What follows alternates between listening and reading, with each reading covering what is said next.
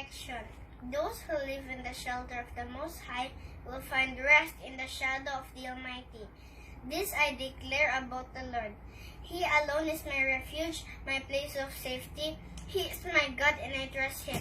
For He will rescue you from every trap and protect you from deadly disease. He will cover you with His feathers. He will shelter you with His wings. His faithful promises are your armor and protection. Do not be afraid of the terrors of the night, nor the arrow that flies in the day.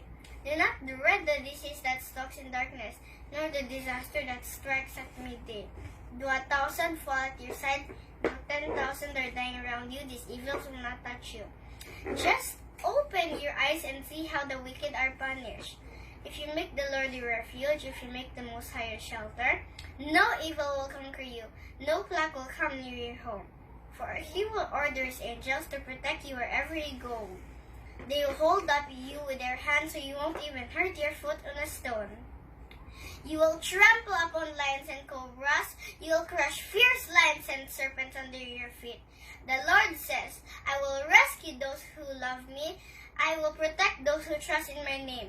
When they call on me, I will answer. I will be with them in trouble. I will honor and rescue them. I will reward them with a long life and give them my salvation.